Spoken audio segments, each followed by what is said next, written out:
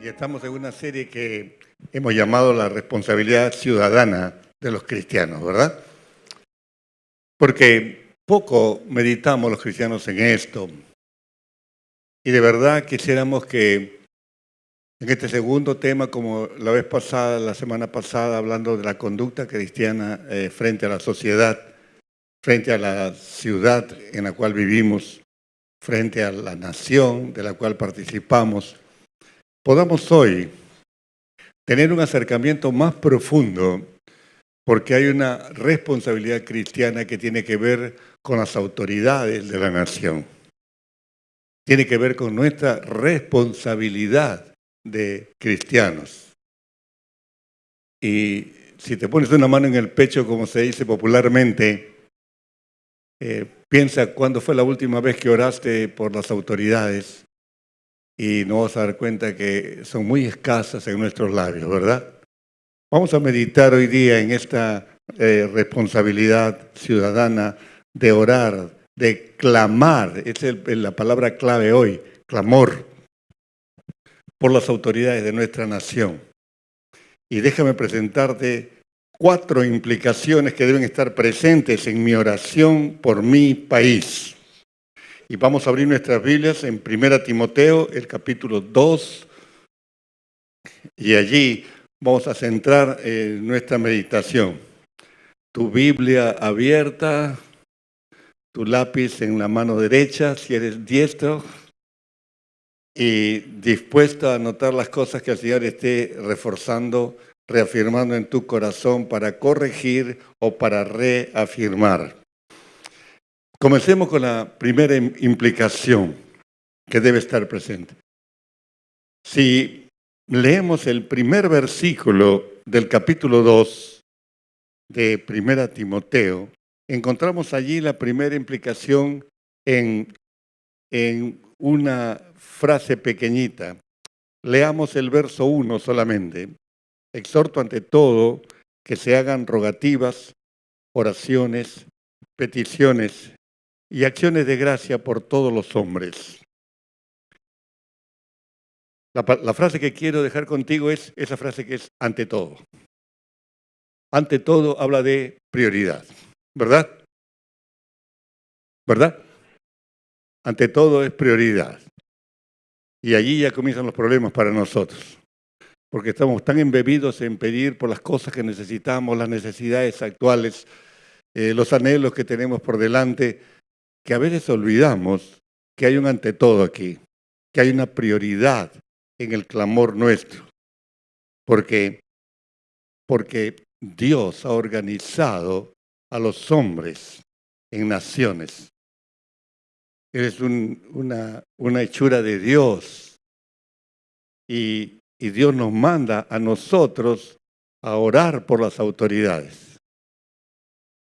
Y lo dice de una manera pero tan enfática el apóstol, que él usa 4 palabras. Miren ese versículo 1 nada más, usa 4 palabras que son casi sinónimas, porque las usamos intercambiablemente para lo mismo, para lo que es orar, ¿no es cierto? Orar, rogar, pedir, dar gracias, ¿verdad? Y no logramos encontrarle esa distinción fina que existe entre una y otra, pero son distintas, son distintas. Y el apóstol Pablo usa esas 4 palabras cuando se ora por las estructuras públicas, por sus autoridades, etc. Vamos a poner cosas muy específicas por razones estrictas de tiempo, porque quiero que te acuerdes de estas 4 como tu prioridad, ¿correcto? ¿Qué quiere decir Pablo cuando habla de rogativas? Se refiere a tus necesidades específicas. La Biblia rebasa en esa enseñanza. Tú quieres pedirle a Dios, sé específico, ¿verdad? Esa es una rogativa. Cada vez que tú le pidas algo a Dios, trata de ser específico, porque es la única forma de saber si Dios está contestando tus oraciones, ¿no te parece? Entonces, cada vez que tú oras por una autoridad, no digas, Señor, te ruego por el presidente de la República. Imagínate, es una generalidad que no dice mucho a Dios. No dice mucho de nuestro clamor a Dios. Y no está hablando de que sea el presidente bueno o el presidente malo. Que el parlamento sea eficaz o no lo sea.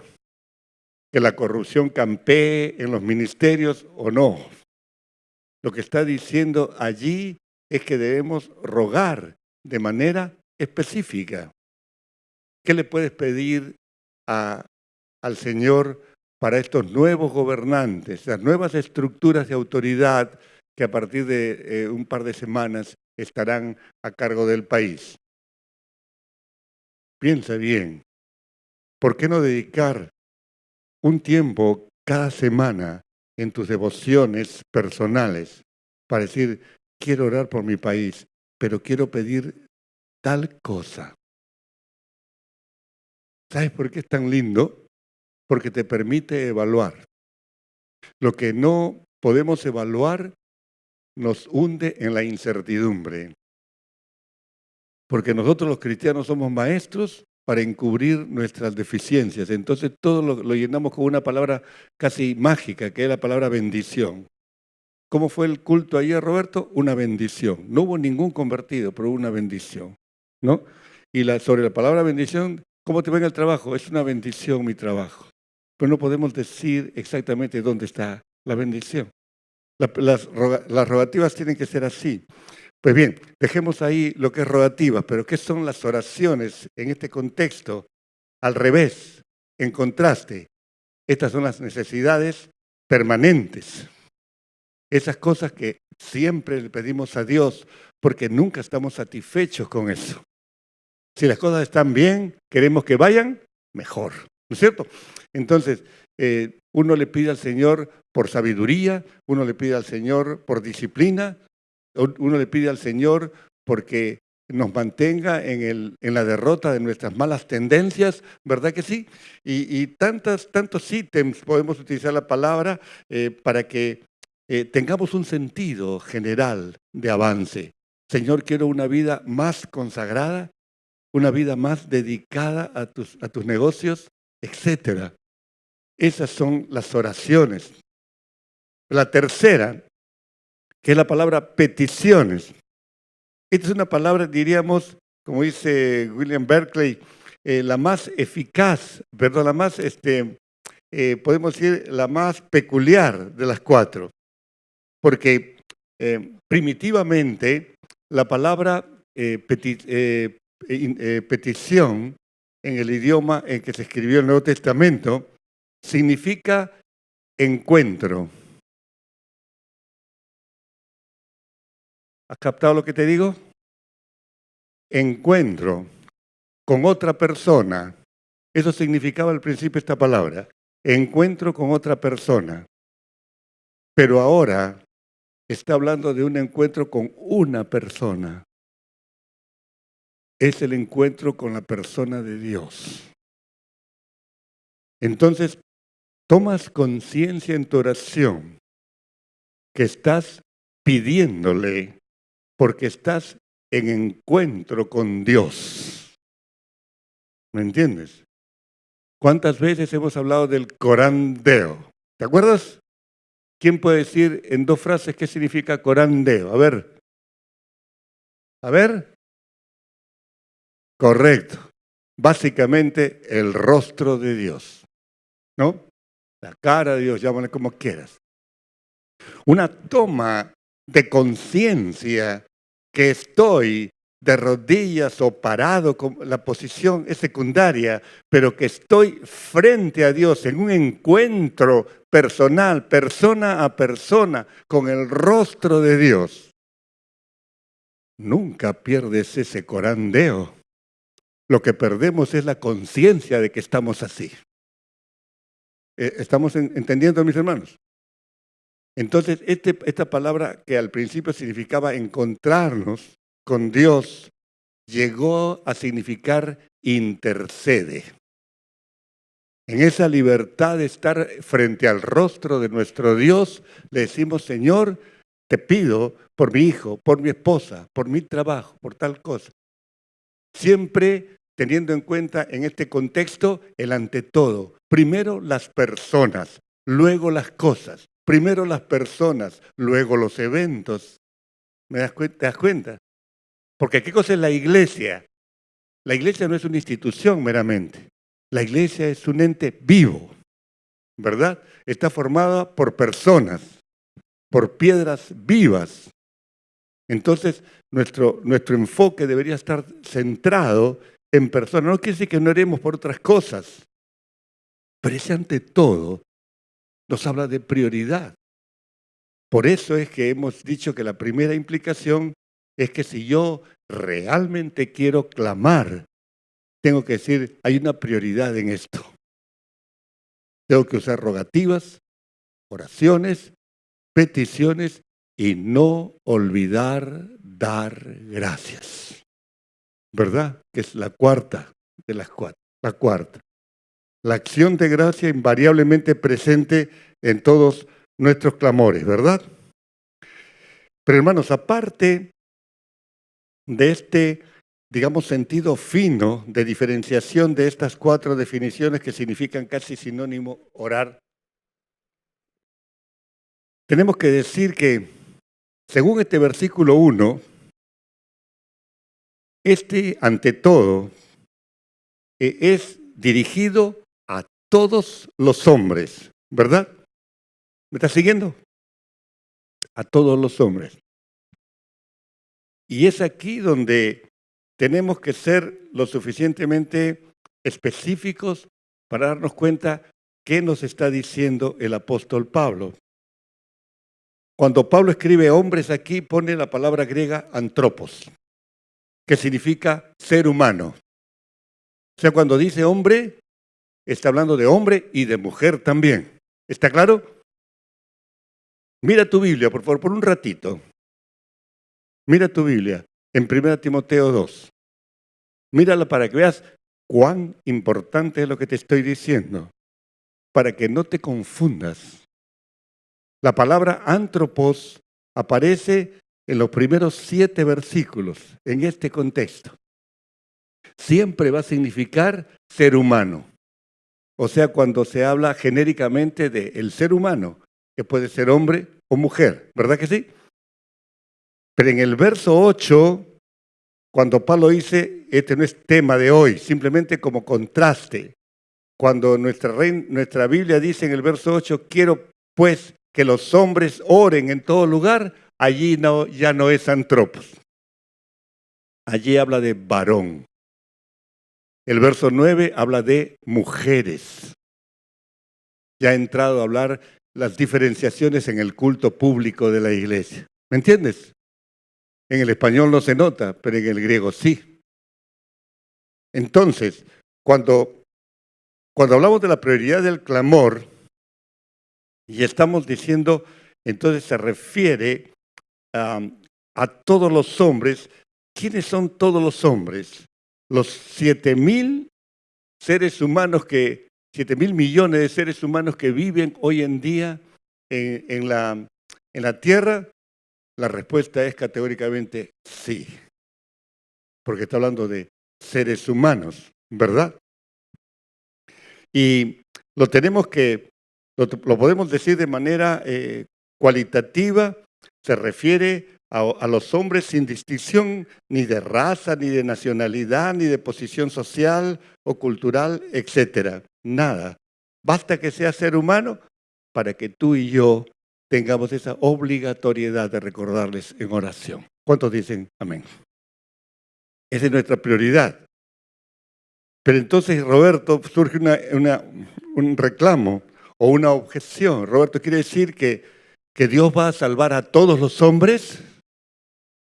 Porque si oramos por todos los hombres, ¿Dios va a salvar a todos los hombres? No, categórica y definitivamente esta respuesta no significa salvación universal. Mira un par de citas que están allí en tu papel. En el Evangelio de Juan, el primer capítulo, los versos 9 hasta el 12, hablando de Jesús como aquella luz verdadera, dice el apóstol Juan, que alumbra a todo hombre, venía a este mundo, a lo suyo vino, y los suyos no le recibieron. Él vino como judío a los judíos, ¿no es cierto? Pero los judíos no le recibieron. Sin embargo, el verso 12 dice, más a los que creen en su nombre les dio potestad de ser hechos hijos de Dios. ¿Está claro? O sea, no todos los sántropos, no todos los hombres, no todos los seres humanos son hijos de Dios. La religión tradicional nos ha metido ese caballo de Troya, ¿no? De que todos somos hermanos. Somos hermanos en el sentido de que somos seres humanos, una hermandad simbólica, pero no hermano de fe, para nada. ¿Quiénes son hijos de Dios y por tanto hermanos? Los que han recibido esa potestad de ser hijos de Dios. Son algunos. Y por eso podemos decir, no todos los judíos recibieron a su Mesías. Unos judíos lo recibieron, otros lo crucificaron. ¿Verdad que sí? Quiero que me contestes para saber si estás en el culto o estás pensando en la cena de después. Pues bien, otro texto en 2 Tesalonicenses 3:2. Pablo escribiendo a esa iglesia dice, para que seamos librados de hombres perversos y malos, porque no es de todos la fe. Ahí hombres perversos y malos también puede ser mujeres perversas y malas, ¿verdad? Porque es antropos, ¿verdad? Y la frase final, porque no es de todos la fe, significa que hay hombres salvos, hay mujeres salvas y hay hombres y mujeres de los otros. ¿Está claro?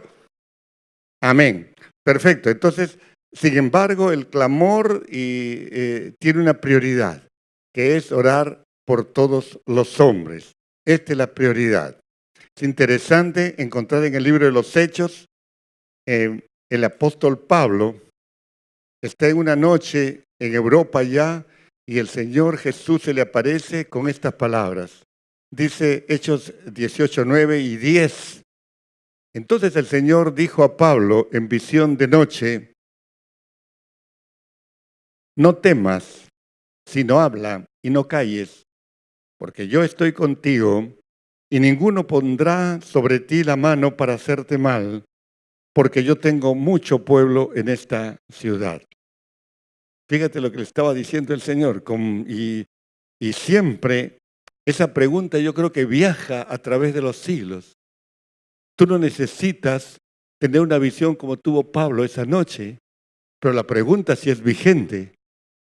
Tú puedes decir, Señor, enséñame a comprender, Señor, que tú tienes mucho pueblo aquí en Lima, Perú. Mucho pueblo que todavía no te conoce. ¿Está claro? Pero que tú deseas que lleguen a conocerte. Y así como tú le mandaste a Pablo que no tuviera miedo y que abriera su boquita, dame valentía para hacer yo también lo mismo. Para no tener miedo a la diatriba, a la burla, a la persecución de algún tipo con la gente con la cual yo alterno. Quiero comprender esta dimensión de ser heredero del reino tuyo, Señor, de ser un agente de cambio. No permitas que me hunda en la niebla del anonimato espiritual. Yo quiero que la gente me reconozca como un cristito, ¿te acuerdas? Como en Antioquía, un cristiano en pequeño. Eso quiero. Por eso mi clamor tiene que ser una prioridad. ¿Puede decir la Iglesia de Cristo, amén? Vayamos a la segunda implicación. Yo le llamo la pirámide del clamor. Y no te estoy enviando a Egipto, por favor. ¿Por qué llamamos la pirámide del clamor? Porque Dios establece las autoridades, enseña la palabra. Pero detrás de todo dominio está el Señor. El verso 2 de este capítulo 2 dice que debemos orar por los reyes y por todos los que están en eminencia, o sea, en autoridad. Propósito para que vivamos quieta y reposadamente en toda piedad y honestidad. La frase por todos los reyes, de verdad que A los cristianos del primer siglo les debe haber caído de una manera impresionante. Solo pensar que gobernaba Roma Nerón, y sabemos por la historia que Nerón quemó Roma, le echó la culpa a los cristianos y persiguió y mató a los cristianos eh, como si no fueran seres humanos, ¿verdad? Solamente pensar en ese perseguidor, solamente meditar en esa atmósfera de injusticia eh, que nos hace temblar cuando Pablo nos exige orar por las autoridades. Cuando uno lee las atrocidades que se hacen en algunas regiones del mundo a lo largo de la historia y arguyen aún un llamamiento de Dios para degollar gente como se ve hoy en día, ¿verdad? En el nombre de su Dios. Nos llama al estremecimiento, ¿no? Pero debemos encontrar la implicación de esta segunda implicación, perdón. ¿Por qué le llamamos pirámide? ¿Por qué? Porque hay una estructura de autoridad. ¿Quién está en lo alto de la autoridad? Dios. Dios es la máxima autoridad. ¿Quién puede abrir su Biblia en el libro de Eclesiastés? El capítulo 4. No está en tu papel, pero por favor, lee Eclesiastés 4. Perdón, Eclesiastés 5, los versos 8 y 9. Mira lo que dice el Eclesiastés. Eclesiastés está después del libro de Proverbios, es fácil encontrarlo. Después del libro de Proverbios está Eclesiastés. Eclesiastés significa el predicador. El predicador dice, si opresión de pobres y perversión del derecho y de justicia vieres en la provincia, no te maravilles de ello, porque sobre el alto vigila otro más alto, y uno más alto está sobre ellos. ¿Te das cuenta que va marcando niveles de autoridad? ¿Te das cuenta? ¿Quién está en lo más alto? Por favor, dilo. Por supuesto, Dios, ¿no es cierto? Pero Dios ha diseñado para el orden en la sociedad una estructura, una pirámide de autoridades. Y hermano, esto no es tan retórico meramente. Si pensamos en la historia y como te decía hace un instante, si meditas en Nerón, tú podrías decir, los cristianos del primer siglo le podrían decir, Pablo, ¿cómo nos pides que oremos por ese genocida, no? Pero Pablo dice, oren por ellos. Porque, como enseña Romanos, el capítulo 13, mira lo que dice comenzando el capítulo 13 de Romanos, sométate toda personas a autoridades superiores, porque no hay autoridad sino de parte de Dios. Y las que hay, ¿por quién han sido establecidas? ¿Quién escoge las autoridades? ¿Quién ha escogido el presidente electo? Tú hiciste tu voto, pero Dios marcó su voluntad. Así te guste o no te guste, seré el presidente 5 años. ¿Tú escogiste ese parlamento? No. ¿No o sí? ¿Quién lo escogió? Dios.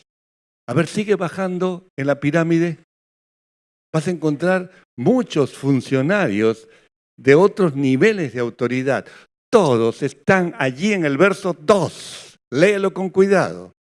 Pablo dice, oremos por los reyes. ¿Y por quién más? Y por todos los que están en eminencia, por todos los que están en autoridad.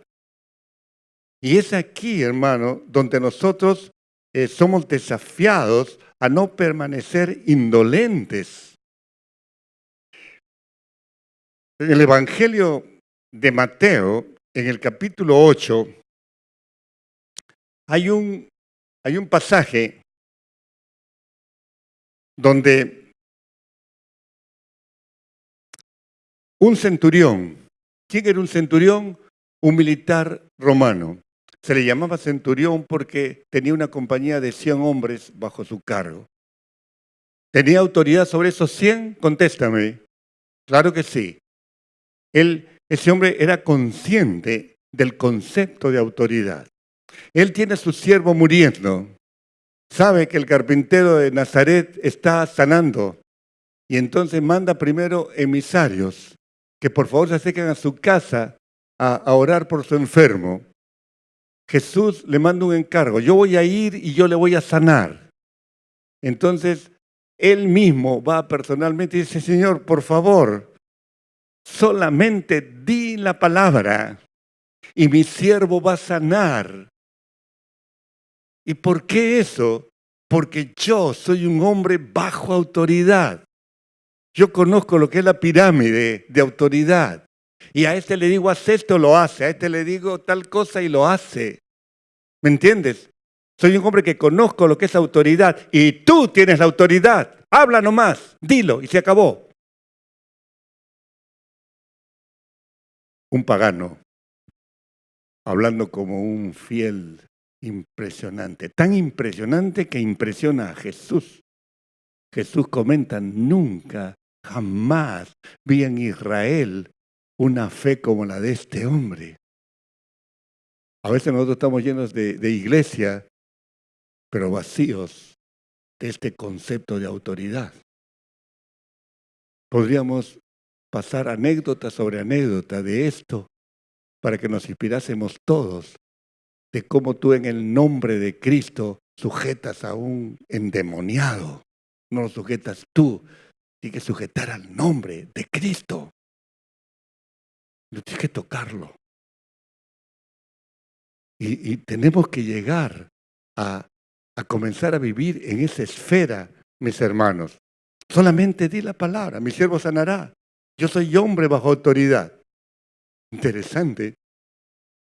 ¿Qué utiliza el apóstol Mateo para decir hombre? Antropos. Soy un ser humano. Es un ser humano que entendí esta pirámide de autoridad. Entonces, hay una estructura de autoridad que, ¿quién ha fijado? Repítelo por enésima vez. ¿Quién ha fijado esa estructura? ¿Quién es el autor de esa pirámide? Dios. Ahora, ese guachimán que cuida esa dependencia pública, que le pagan para que controle ingresos y te dice, Señor, no puede pasar. ¿Tiene autoridad? ¿Te sujetas a ella? No me contestes. No me contestes. Ese policía que te pare en el camino, muchos hay corruptos, pero la Biblia no habla si es corrupto, si no lo es, si es bueno, si es justo e injusto, no está hablando de eso. Mira lo que dijo el viejo Eclesiastés. Dijo, si tú vieres opresión, si tú vieres corrupción, no te maravilles porque la estructura está vigente. Y vamos a ir adentrándonos en esto, hermano. Tiene ese, permíteme, ese cuidador, ese cuachimán, como decimos popularmente, ¿tiene autoridad sobre ti en ese momento? Claro que sí. Y los cristianos deberíamos dar ejemplo de sujeción allí. No escuché a nadie decir amén. Piensa qué importante es lo que estamos compartiendo. Por eso te pregunto, ¿cómo reaccionas tú en la vida diaria cuando alguien se te cruza en el camino arguyendo autoridad? Y te dice, señor, señora, señorita, no puede pasar, no puede hacer tal cosa. Deme su identificación. Con el racismo metido en nuestra cabeza, ¿cuántas veces reaccionamos? Tú sabes con quién estás hablando, ¿verdad? Y claro, nos reímos, pero yo creo que es una risa nerviosa, ¿cierto? Tenemos que cambiar cosas. Y tenemos que enseñarle a los que están a nuestro lado a que se sujeten a la autoridad. Si yo te contara las experiencias que tengo en la calle, te moriría de la risa. Pero yo veo a una persona que de un carro lujoso tira un papel a la calle, yo lo sigo y le digo, Señor, ¿se le ha caído un papel? No, yo lo boté. ¿Por qué lo bota, Señor? ¿Quién lo va a recoger? Tú no sabes las respuestas que a veces me dan. Otra vez me dice, sí, sí, Señor, disculpe. No importa lo que te digan. Acá adentro ya le entró tu palabra, porque es palabra de autoridad, hermano. ¿Cuándo vamos a cambiar? Tenemos que ir salando la sociedad de lunes a lunes, porque aquí todos somos santos. Mira la cara de santo que tengo yo.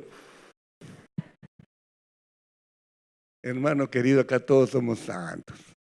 La santidad se vive en privado, cuando nadie te ve. Allí sea la santidad, la integridad, la honestidad. Por eso te pregunto, ¿cómo es tu día a día con respecto a esta pirámide de autoridad? Tercera implicación, yo le llamo el propósito del clamor. Está allí en el verso 2. Dice que este clamor es para que vivamos quieta y reposadamente en toda piedad y honestidad, porque esto es bueno y agradable delante de Dios nuestro Salvador, el cual quiere que todos los hombres sean salvos y vengan al conocimiento de la verdad. Allí está, hermano, el propósito es orar por todos los hombres en autoridad y Dios dice que eso es bueno. Y cuando Dios dice que es bueno, Pablo escribió que es excelente, es hermoso para Dios que tú te sujetes a la autoridad. Es hermoso que tú ores por tus autoridades. Y no tiene que ver el comportamiento de ellas. Porque hay cosas que suceden, hermano y hermana, que ni tú ni yo comprendemos. Porque, escúchame bien, Dios muchas veces tiene una óptica diferente a la mía. Yo espero que Dios no permita una injusticia, pero vivimos injusticias, ¿verdad? ¿Quién no ha tenido experiencias de injusticia? Pero ¿cómo reacciona frente a la injusticia? ¿Cómo reaccionas cuando sales y te han robado algo de tu auto o se han metido a tu casa? ¿Qué haces frente al robo? O pasa alguien que te arranca el celular. ¿Qué haces frente al robo? Después de sentir el golpe emocional, por cierto, porque uno se siente ultrajado, ¿no es cierto? Despojado cuando te roban algo violentamente. ¿Pero qué sientes después? Decías que lo chanque el tren, ese ladrón, ¿verdad? Hermano, si tú no puedes orar por ese ladrón, tú eres un malvado. ¿Sabes por qué? Porque Dios ha dicho, quien te toca, toca a la niña de sus ojos. O sea, quien se atreve a tocarte a ti, que eres hijo de Dios, hija de Dios, está chocando con papá. ¿Estás oyendo? ¿Y cuál va a ser tu actitud? Señor, cháncalo. Bueno, hay salmos que se les llama salmos imprecatorios, donde el salmista le dice que sus hijos sean estrellados contra las rocas. ¿Lo has leído o no? Son salmos imprecatorios, que son expresiones, fotos emocionales que salen del alma. Pero no quiere decir que sea el corazón de Dios. Y están allí en la Escritura para dejarnos entender que muchas veces la óptica de Dios parece distinta a la nuestra. Hay un pasaje en el Antiguo Testamento. Yo quiero que lo busques junto conmigo. Segunda de Samuel, el capítulo 16. ¿Qué pasa en segunda Samuel, capítulo 16? Búscalo porque te va a instruir. Allí está David, el rey David. Está en un día terrible, David. Es tan terrible que estoy seguro que tú ni te imaginas pasar por una circunstancia de ese tipo. ¿Qué está viviendo David? David está viviendo la rebelión de su hijo, que ha levantado un ejército y asalta la capital, Jerusalén. ¿Cuál ¿Cuál es la motivación de ese hijo Absalón contra su papá David? No solo quitarle el reino, sino matarlo. ¿Cómo te sentirías tú como padre, como madre de un hijo así? David sale con un puñado de gente fiel, huye de la capital. Y mientras va huyendo, dice Samuel 2, que segundo Samuel capítulo 16, si ya lo encontraste, que allá aparece un hombrecito y va siguiendo al rey y le va gritando y le va maldiciendo. Mira lo que le dice. Dice, arrojando piedras contra David. Dice, y contra todos los siervos del rey David. Y todo el pueblo y todos los hombres valientes estaban a su derecha y a su izquierda. Una especie de cordón iban cubriendo al rey. Y este Simei, el hombre que está maldiciendo, dice, le gritaba, fuera, fuera, hombre sanguinario y perverso. El Señor te ha dado el pago de toda la sangre de la casa de Saúl, en lugar del cual tú has reinado. Y el Señor ha entregado el reino en mano de tu hijo Absalón. Y hete aquí sorprendido en tu maldad porque eres hombre sanguinario. La historia continúa así, dice, entonces Abisai, hijo de Sarbia, le dijo al rey, ¿por qué maldice este perro muerto a mi señor el rey? Te ruego que me dejes pasar, yo le quito la cabeza. ¿Cómo hubieras reaccionado tú en una situación así? No, yo le digo, no, hermano, no hagas eso, no. ¿Verdad? ¿Qué hizo David? ¿Hizo eso? No, hizo mucho, mucho más. ¿Sabe lo que hizo David? Sigue leyendo, por favor, este pasaje tan tremendo. Dice la Escritura, vamos a seguir leyendo. El rey respondió, estoy leyendo el verso 10. ¿Qué tengo yo con vosotros, hijos de Sarbia? Si él así maldice, es porque el Señor le ha dicho que maldiga a David. ¿Quién pues le dirá, por qué lo haces así? Y dijo David a Abisai, que él quería matar al otro, y a todos sus siervos, he aquí, mi hijo ha salido de mis entrañas, acecha mi vida. ¿Cuánto más ahora un hijo de Benjamín, el que está insultando? Dejadle que maldiga, pues el Señor se lo ha dicho.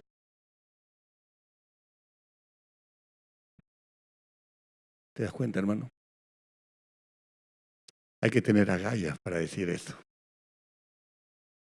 Si viene un tipo, te maldice y tú dices, no lo toques. Dios está permitiendo que me maldiga públicamente. No creo que muchos cristianos tengan una reacción de ese tipo. Pero esa es la óptica distinta, hermano. Sin embargo, Dios te dice, el propósito es que tú ores, clames por las autoridades, sin importar el comportamiento de ellas. Que ores a pesar de que la injusticia sea manifiesta contra ti. Tú ora. La pregunta para ti, para mí, es cómo reacciono frente a la injusticia. El Nuevo Testamento nos dice, en 1 de Juan capítulo 5, leo los versos 14 y 15, y esta es la confianza que tenemos en Él, que si pedimos alguna cosa conforme a su voluntad, ¿qué pasa? Él nos oye, y si sabemos que Él nos oye, ya estamos en otra etapa, en cualquier cosa que pidamos, sabemos que tenemos en presente, aunque no hayan llegado, tenemos las peticiones que le hayamos hecho. Esa es la realidad espiritual, querido hermano. Ahora, en este pasaje de 1 Timoteo, los versos 2 al 4, nos dice la Escritura que el clamar por las autoridades, el Dios Salvador, porque Dios aparece aquí con ese título de Salvador, quiere que todos los hombres sean, ¿qué cosa? Salvos y vengan al conocimiento de la verdad. Lo estamos diciendo mucho tiempo en este púlpito. Estamos diciendo que hay una especie de fracaso en el evangelio del siglo XX-XXI. ¿Dónde está ese fracaso? En haber fracturado el evangelio. Por favor, lee conmigo. Ahora estamos en primera Timoteo capítulo 2 otra vez. Lee conmigo el verso 4. ¿Qué cosa es lo que quiere Dios, tu Salvador? ¿Qué cosa es lo que quiere? Lee conmigo el verso 4. Dice que quiere que todos los hombres sean, ¿qué cosa? ¿Cuántos salvos hay aquí? Una cantidad impresionante, ¿verdad? Pero ahí termina la historia. Termina de leer el versículo, por favor. Que sean salvos y ¿qué más? Y que vengan al conocimiento de la verdad. Es decir, que entren en esa esfera donde la verdad prima. Y para conocer la verdad, ¿qué necesito? Conocer esto. Yo me gozo con todos los que están estudiando este año. Juan o Isaías con Amós, nos gozamos los pastores. Porque sin darse cuenta, sus vidas están siendo remozadas. ¿Por qué? Porque están entrando en la esfera ¿de qué? En la esfera de la verdad. Hermano querido, no pierdas eso. Acerca de tu pastor y el pastor, yo quiero un grupo pequeño, pastor, yo quiero estudiar, aunque sea, quiero comenzar el estudio, juntarme con 2, 3 personas, hacerlo en mi casa, lo que sea, pero yo quiero entrar en la esfera de la verdad, porque Dios quiere, no solo que sea salvo, sino que venga yo al área, a la esfera del conocimiento de su verdad. ¿Cuántos dicen amén? Díselo al Señor hoy. Y encontrarás un propósito nuevo para tu cristianismo. Cuando predicamos solo la salvación y nos sentimos satisfechos, estamos fracasando, mis hermanos. Si tú llevas a alguien a Cristo, Dios te está poniendo un trabajo con esa persona. Guíalo a que vaya entrando en la esfera del conocimiento de la verdad. Cada día tú aprendes cosas nuevas, yo aprendo cosas nuevas, todos aprendemos cosas nuevas. Las comenzamos a aplicar, eso que ya se convierte en tu deleite del día a día, tienes que transmitirlo a otro, hermano. No es una verdad esotérica para que tú la guardes para ti. El egoísmo en esto no existe en la vida cristiana. Por último, la cuarta implicación yo le llamo la proclamación del clamor. ¿Por qué? Porque los versos 5 y 6 nos habla de 3 grandes realidades. ¿Puedes leer los versos 5 y 6 conmigo? Dice, porque hay un solo Dios y un solo mediador entre Dios y los hombres, Jesucristo, hombre, el cual se dio a sí mismo en rescate, ¿por quién? De lo cual se dio testimonio a su debido tiempo. Y ahí está la clave, hermano. Dios no te llama a que tú logres convertidos. Dios te llama a que subas testimonio. Es que a toda persona tú le des testimonio de tu fe. La respuesta a esa persona es un asunto entre la persona con Dios, no contigo. Tú tienes que ser ese agente de cambio. Cuando hablamos de estos versos 5 y 6, allí hay 3 grandes verdades. ¿Cuál es la primera verdad que encuentras en el verso 5? A ver, ¿cuál es la primera verdad? Rapidito. Un solo Dios. No hay tal cosa como Dios de los judíos, Dios de los musulmanes, eso no existe. Hay un solo Dios. No se llama Alá, no. Dios es el Dios, el Padre del Señor Jesucristo. Amén. Es el Dios verdadero, no hay más Dios.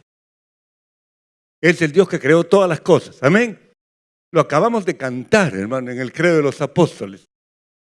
Y yo no pedí esa canción, pero nuestros hermanos nos inspiraron. Y gloria a Dios por eso. Poder cantar, yo creo en el Dios, en el supremo Dios. Y creo en su Hijo. Creo en el Espíritu Santo. Ese Dios 3 en 1. Yo creo en ese Dios. Y ese es un solo Dios. ¿Y qué más? Y un solo mediador. Un solo mediador. ¿Quién es? El Antropos Jesús. ¿Te das cuenta? El hombre con H mayúscula. Ese es el mediador. Mediador de mi salvación. Porque pagó por mis pecados. Y ahora es mediador de mi santificación. Porque intercede por mí desde su trono. Por ti también. ¿Se entiende, mis hermanos? ¿Verdad que sí? Entonces tienes ahí 3 verdades. Hay un Dios creador, hay un Dios redentor, hay un Dios que es un mediador. Las 2 últimas cosas las hace Jesús. Ahora el verso 7 nos da la clave final. Porque Pablo da testimonio a su discípulo diciendo, para esto yo fui constituido predicador y apóstol. Digo verdad en Cristo, no miento. Fíjate todas las seguridades que toma Pablo. ¿Qué cosa dice? ¿Cuál es la verdad de Pablo? Soy maestro de los gentiles, ¿en qué? No son palabras. ¿De qué tenía conciencia Pablo? Por favor, léelo otra vez. Que él había sido llamado como qué? Como maestro de los gentiles. ¿En qué cosa? ¿En qué áreas?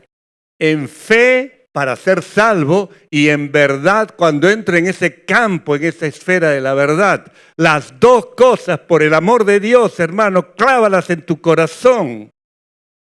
Tú no puedes estar como estás sin tiempo devocional, sin lectura de la palabra de Dios, sin estudio, escrutando con ahínco la palabra de Dios. No puedes seguir viviendo así, hermano. Si me quedo sin voz, me quedo sin voz, pero tú tienes que escuchar hoy esto. No puedes vivir así, hermano. Te vas a destruir así. Pablo puede decir, yo soy maestro de los gentiles. ¿En qué? En fe y en verdad. Eso significa. Y tú tienes que hacer lo mismo. Porque Dios te quiere a ti como a mí en esta implicación. Que seas como Pablo, un proclamador. ¿Qué significa un proclamador? Alguien en la antigüedad había lo que se llamaban los heraldos. ¿Quién era el heraldo? Era un vocero del rey. Había un edicto real, él salía a la plaza y decía, el rey ha dicho esto. Y lanzaba el dictamen del rey. Todo el pueblo quedaba amonestado con esa directiva. Ese era el heraldo. Alguien que recibía un mensaje de un superior y lo transmitía al pueblo. Hermano, tú eres eso. Yo soy eso. ¿Está claro? Si tu boca permanece cerradita, estás fracasando. Y si estamos fracasando, la pregunta es, ¿estás dispuesto al cambio? Si es así, hermano querido, vamos a orar. Inclina tu rostro.